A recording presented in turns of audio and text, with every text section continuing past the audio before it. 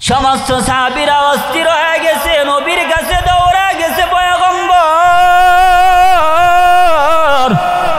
আপনার সাহাবী আলকামা, তার জবান দিয়া কালেমা বের হইতেছে না, আমরা কি করতে পারি একটু বলে দেন। আমার পয়গম্বর বলে, রে সাহাবায়ে কেরাম, আলকামার মাকে জিজ্ঞেস করো আলকামা তার মায়ের সাথে কখনো বেয়াদবি করেছে কিনা একটু তালাশ করে দেখো। সাহাবায়ে কেরাম আলকামা রাদিয়াল্লাহু আনহুর মায়ের কাছে গিয়ে বলেন, হে আলকামারের মা, একটু বলেন আপনার সন্তান আলকামা আপনার সাথে কোনো বেয়াদবি করেছে কিনা। আলকামার মা কান্না জড়িত কণ্ঠে সাহাবায়ে কেরামদেরকে বলে, রে নবীর সাহাবায়ে কেরাম, আলকামা আমার সাথে বেয়াদবি করেছে, যার কারণে তার জবান দিয়া কালেমা বের হইতেছে না। সাহাবায়ে কেরাম অনুরোধ করলেন, আপনি আপনার সন্তানকে ক্ষমা করে দেন, অন্যথায় তার জবান দিয়া কালেমা বের হবে না। আলকামার মা বলেন, না, আমার সন্তান আমাকে এই পরিমাণ কষ্ট দিয়েছে, আমি আমার সন্তানকে ক্ষমা করতে পারবো না। সাহাবায়ে কেরাম নবীর কাছে চলে গেলেন, পয়গম্বর, আলকামার মায়ের কাছে অনুসন্ধান তালাশ করে দেখলাম আলকামার মায়ের সাথে বেয়াদবি করেছে, কিন্তু তার মাকে অনুরোধ করলাম ক্ষমা করে দেওয়ার জন্য, তার মা তাকে ক্ষমা করে দিতে প্রস্তুত নয়। আমার পয়গম্বর কৌশল অবলম্বন করলেন, নবী আমার ডেকে বলে, আলকামার মাকে ডেকে আমার কাছে নিয়ে আসো। সাহাবায়ে কেরাম আলকামারের মাকে যখন নবীর সামনে নিয়ে আসলেন, আমার পয়গম্বর বলে, রে আলকামারের মা,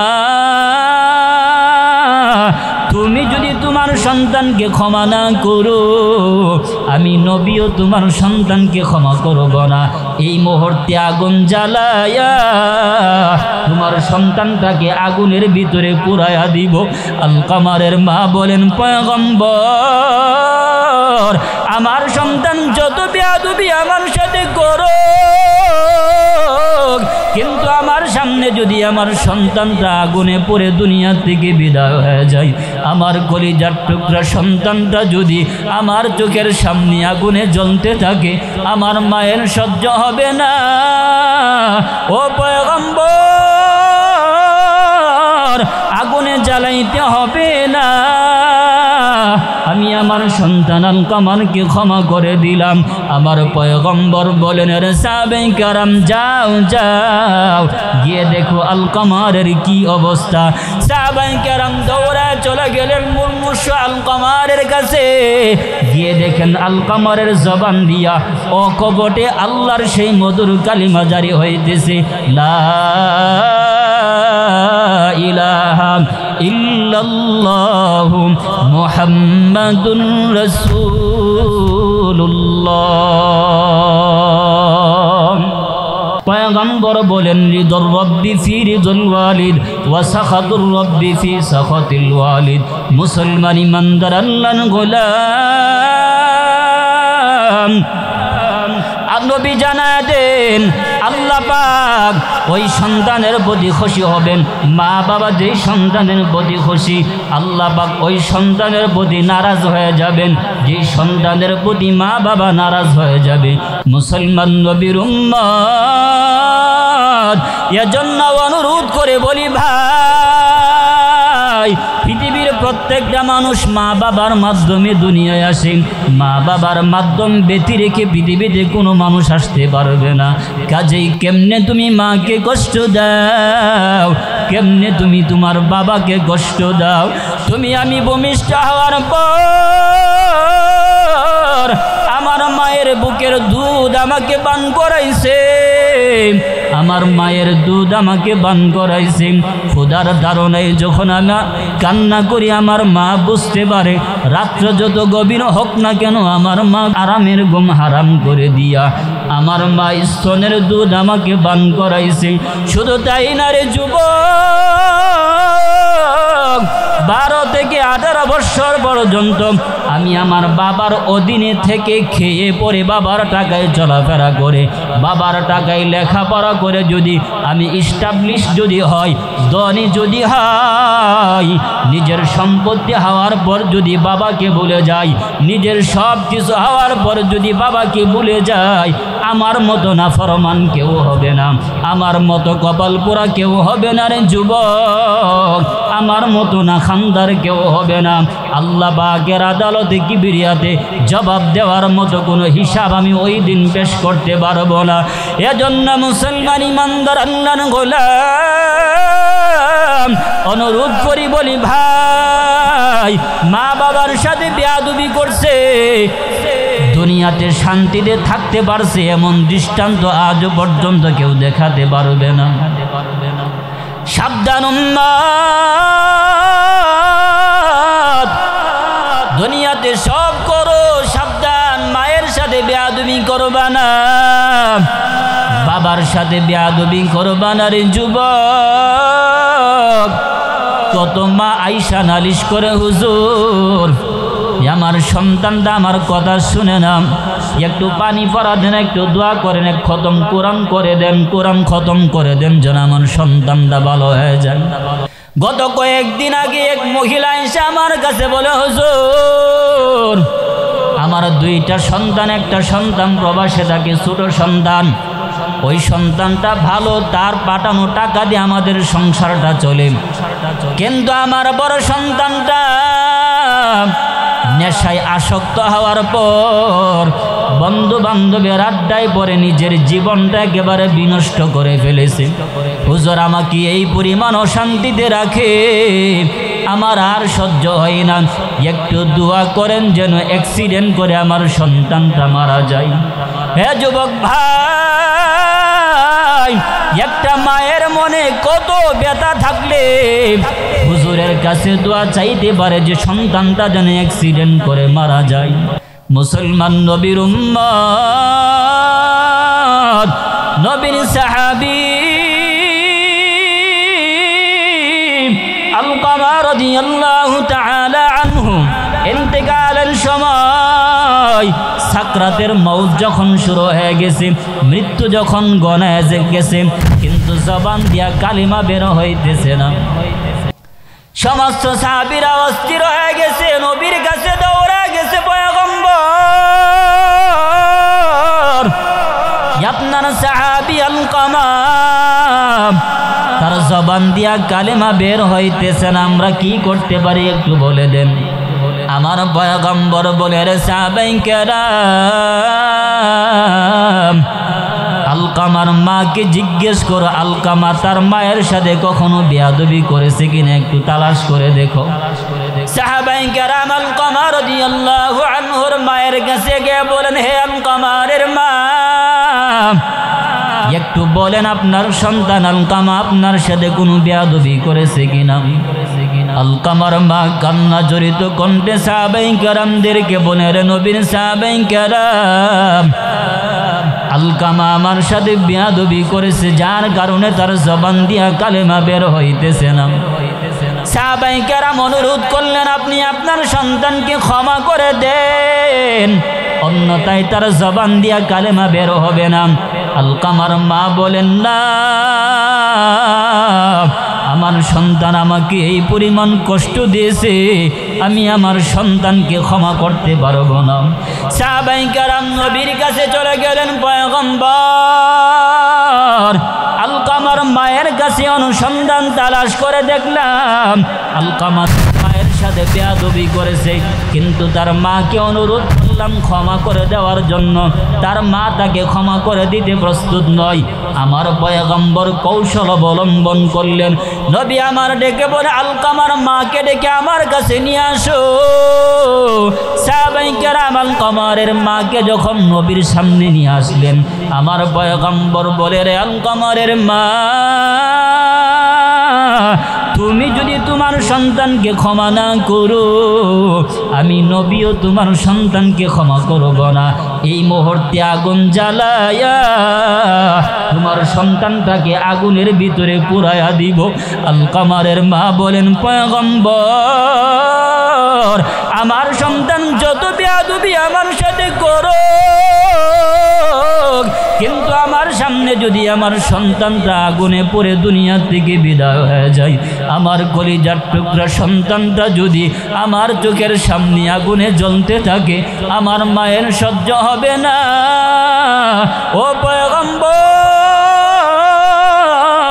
আগুনে জ্বালাইতে হবে না, আমি আমার সন্তান আলকামারকে ক্ষমা করে দিলাম।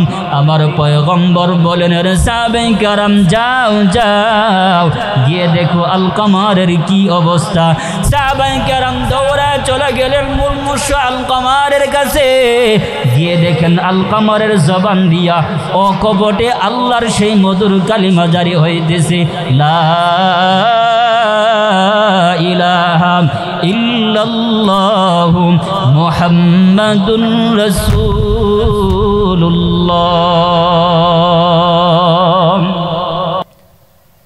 মা বড় দামি, বাবা বড় দামি। মায়ের সেবা ছাড়া দুনিয়াতে সম্পদওয়ালা হওয়া যায় না, বাবার দোয়া ছাড়া দুনিয়াতে ধনী হওয়া যায় না রে যুবক। যত ধনাঢ্য ব্যক্তি বলো তালাশ করে দেখো, প্রত্যেকটা ধনী মানুষের পিছনে মা বাবার দোয়ার অবদান আছে। যদিও মা করে করে রাত্রি কাটায়, যদিও মা অবহেলার শিকার, শীতের রজনীতে মায়ের গায়ে যদিও ভালো একটা কম্বল গায়ে দেওয়ার মতো মায়ের তৌফিক থাকে না, যদিও বাবার গায়ে ভালো একটা চাদর দেওয়ার মতো তৌফিক নাই, তথাপি দুনিয়ার কোনো বাবা, দুনিয়ার কোনো মা সন্তানের জন্য বদদুয়া করবে না। সন্তানের জীবন নষ্ট হয়ে যাক এমন কোনো বদদুয়া করবে না। মুসলমান ইমানদার আল্লাহর গোলাম, এজন্যই তো আল্লাহর ওলি বাইজিদ বুস্তামি রহমাতুল্লাহি আলাইহি, যার ইতিহাস আপনারা সবাই জানেন। আল্লাহর ওলি বাইজিদ বুস্তামি রহমাতুল্লাহি আলাইহি মায়ের খেদমত করার কারণে আল্লাহ পাক গোটা বিশ্বে তাকে চমকায়া দিয়েছে। ওয়ালিদের দফতরে তার নামটা আল্লাহ উঠাইয়া দিয়েছে। বাইজিদের সবচাইতে বড় অবদান, সে মায়ের সেবা করছে। মা হাত তুলে আল্লাহর কাছে দোয়া করছে, আমার আল্লাহ সাথে সাথে দোয়া কবুল করে বাইজিদকে বিশ্ববিখ্যাত ওয়ালি বানায় দিয়েছে। একটি গ্লাস পানির ফলে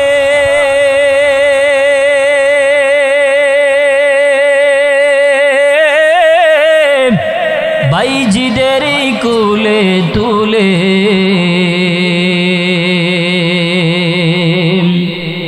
হাত তুলে মা বলে বাইজিদকে ওলি বানাও, হাত তুলে মা বলে বাইজিদকে ওলি বানাও। মায়ের দোয়া লৌহে মুমিন, মায়ের দোয়া লও, মায়ের দোয়া লৌহে মুমিন, মায়ের দোয়া লও। বিপদে পড়বে না তুমি যখন যেথাই যাও, বিপদে পড়বে না তুমি যখন যেথাই যাও। মায়ের দোয়া লৌহে মুমিন, মায়ের দোয়া লও, মায়ের দোয়া লৌহে মুমিন, মায়ের দোয়া লও। মায়ে যখন দোয়া করে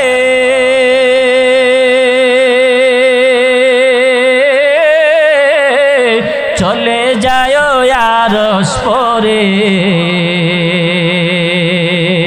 মায়ে যখন দোয়া করে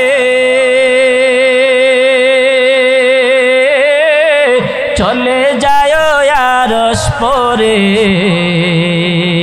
সাথে সাথে কবুল হয় ফল দেখিতে পাও, সাথে সাথে কবুল হয় ফল দেখিতে পাও। মায়ের দোয়া লৌহে মুমিন, মায়ের দোয়া লও, মায়ের দোয়া লও হে মুমিন মায়ের দোয়া লও বিপদে পড়বে না তুমি যখন যেথায় যাও বিপদে পড়বে না তুমি যখন যেথায় যাও মায়ের দোয়া লও হে মুমিন মায়ের দোয়া লও মায়ের দোয়া লও হে মুমিন মায়ের দোয়া লও এজন্য মুসলমান যুবক জীবন ভর মায়ের সেবা করব বাবার সেবা করব মা বাবাকে অবহেলার নজরে দেখব না আমার নবী বলেন দুনিয়াতে কিছু বস্তু আছে যে বস্তুর দিকে তাকায়া থাকলেই শুধু সওয়াব হয় আল্লাহর ঘর মসজিদ হারাম ওই ঘরের দিকে তাকায়া থাকলে সওয়াব হয় ওই ঘরের দিকে তাকায়া থাকলে আল্লাহর পক্ষ থেকে রহমত নাজিল হয় কিন্তু দুনিয়াতে এমন একটা মানুষ এমন দুইজন মানুষ আল্লাহ বানাইছেন যে মানুষের চেহারার দিকে যদি নেক নজরে তাকাও আমার আল্লাহ কবুল হজের সওয়াব বান্দা তোমার আমল নামায় দান করবে ও হাজী সাহেব 5 বার হজ করছেন হজে যাইতে যাইতে হজের যাই নামাজ আপনার চোখে ভরে গেছে বুকে হাত দিয়া বলা যাবে না আমার হজ কবুল হয়েছে কিনা কিন্তু কোন সন্তান যদি নেক নজরে বাবার দিকে তাকায় কোন সন্তান যদি নেক নজরে মায়ের নুরানি চেহারার দিকে যদি তাকায় পয়গম্বর বলেন আল্লাহ পাক একটা কবুল হজের সওয়াব ওই সন্তানের আমল নামাই মহান আল্লাহ দান করবেন কাদেরে কুদুম রত্তুদারি বন গামাল আন্তা হাসবি আন্তা রব্বি যুল জালাল তুহি কাদের জালিলুল্লাহ জাহাদার বাহার হালে তুই মেরা নিগাহদার এজন্য মুসলমান ইমানদার আল্লাহর গোলাম মায়ের সেবা করলে নিম্ন মানুষটাকে আল্লাহ দামি বানায় দে পয়গম্বর মুসা আলাইহিস সালাম আল্লাহর কাছে দরখাস্ত করলেন আল্লাহ আমি পয়গম্বর হিসাবে জান্নাতে যাব কিন্তু আমি জানি প্রত্যেক নবীদের সাথে জান্নাতে একজন সাথী থাকবে ও দয়ার মালিক আল্লাহ আমার জানতে বড় মনে চাই আমি নবী মুসার সাথে জান্নাতে আমার সাথী কে হবে তার সন্ধানটা একটু আমাকে জানায় দাও আল্লাহ বলেন হে মুসা দুনিয়াতে জান্নাতে তোমার একজন সাথী হবে সে এই দুনিয়ার এই তোমার সমকালীন তোমার জমানার একজন মানুষ তার পরিচয় আমি আল্লাহ তোমাকে বলে দিতেছি অমুক বাজারে যাইবে একটা কষায়ের দোকান মাংসের দোকান ওই দোকানে দেখবা একটা যুবক সন্তান সারাদিন গরু বেচা কেনা করে গরুর গোশত বেচা কেনা করে সন্ধ্যা যখন গনি আসে সে তার মায়ের জন্য গরুর সবচাইতে ভালো গোশতগুলো একটা পাত্রের ভিতরে রাখেন তুমি ওই বাজারে গিয়া যুবকটার সন্ধান করবা ওই যুবকটাই জান্নাতে তোমার সাথী হবে পয়গম্বর মুসা আল্লাহর পক্ষ থেকে এলান পাওয়ার পর ওই বাজারের উদ্দেশ্যে রওনা দিলেন আল্লাহ যে বাজারের কথা তাকে বলে দিয়েছেন মুসা পয়গম্বর বাজারে গেলেন দোকানে যে যুবকটা কাজ করে ওই দোকান থেকে অনেকটা দূরে মুসা পয়গম্বর বসা ছিলেন দূর থেকে যুবকের সমস্ত কাজকর্ম পর্যবেক্ষণ করতেছেন পয়গম্বর মুসা দূর থেকে তাকায় দেখে যুবক সন্তানটার সারাদিন গোশত বেচাকেনা করেছে সন্ধ্যা যখন গনি আসছে ভালো একটা পাত্রের ভিতরে গরুর সবচাইতে ভালো জায়গার গোশতগুলো একটা পাত্রের ভিতরে রাইখা বাড়ির পথে রওনা দিছে মুসা পয়গম্বর ওই সন্তানের পিছু পিছু হাঁটা শুরু করছে।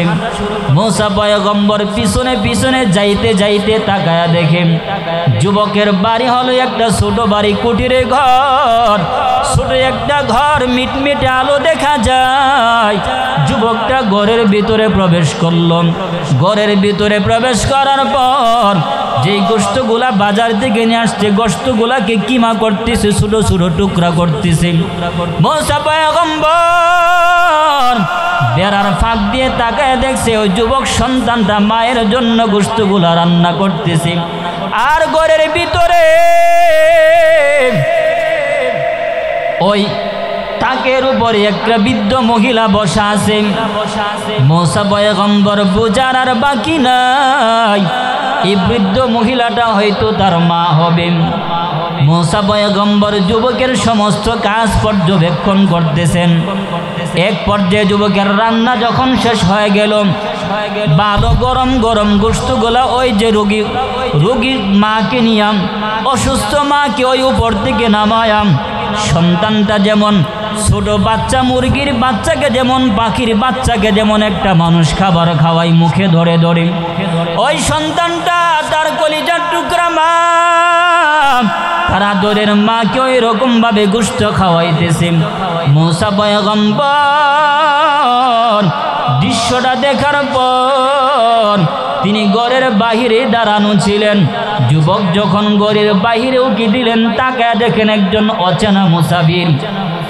যুবক বলেন, হে আল্লাহর ওলি, আপনার বেশ দেখে মনে হয় আপনি একজন আলেম হবেন, এত গভীর রাতে আমার বাড়িতে কি করেন? মুসা পয়গম্বর বলেন, আমি একজন মুসাফির, অনেক দূর সফর করে তোমার বাড়িতে আসছে, রাত্রি যাপন করার একটু সুযোগ দাও। যুবক সন্তানটা মুসা পয়গম্বরকে রাত্রি যাপন করার জন্য তার বাড়িতে অনুমতি দিল। যুবক বলেন, হে আল্লাহর ওলি, আমার বাড়ি, আমি একজন দরিদ্র মানুষ, ভালো জায়গায় থাকার মতো কোনো ব্যবস্থা আমি দিতে পারবো না। রাতের বেলায় একবেলা আপনাকে খাওয়াতে হবে, ওই ভালো খাবারও আমি আপনাকে খাওয়াইতে পারবো না। পয়গম্বর মুসা বলেন, যুবক কোনো অসুবিধা নাই, ফজরের আজান দেওয়ার পর আমি তোমার বাড়ি থেকে চলে যাব। এরে মুসলমান নবীর উম্মত, মুসা পয়গম্বর যখন ওই যুবকের ঘরের ভিতরে প্রবেশ করলো, মুসা পয়গম্বর যুবককে প্রশ্ন করলো, ওই যে তাকের উপরে একটা বৃদ্ধ মহিলা দেখা যায়, মহিলাটা তোমার কি হয়? যুবক তখন ডেকে বলেন, আল্লাহর ওলি, এই মহিলাটা হলো আমার জন্মদাত্রী মা, আমার বাবা দুনিয়াতে নাই, আমার মা অসুস্থ মানুষ, আমি আমার মায়ের সেবা করি। পয়গম্বর মুসা বলে, হে যুবক, তোমার মা তোমার জন্য কি দোয়া করেছেন? যুবক তখন ডেকে বলেন, মুসা পয়গম্বর, আমার জন্য আমার মা দুইটা দোয়া করেছেন। এক নম্বরের দোয়া হলো, আল্লাহ যেন আমাকে দরিদ্র রাখার পরেও কখনো আমার অবস্থা যেন এমন না হয়, অপরের কাছে অর্থের কারণে অপরের কাছে আমি হাত বাড়াইতে হয়, অপরের কাছে চেয়ে খেতে হয়, এমন কোনো পরিস্থিতি যেন আল্লাহ আমাকে না করেন। এই দোয়া আমার মা আমার জন্য করেছে। দুই নম্বরের দোয়া হলো, আমার মা দোয়া করেছে আল্লাহ যেন এই জামানার পয়গম্বর মুসার সাথে জান্নাতে আমাকে সাক্ষাৎ করায় দেয়, মুসার সাথে যেন আমার জান্নাত হয়।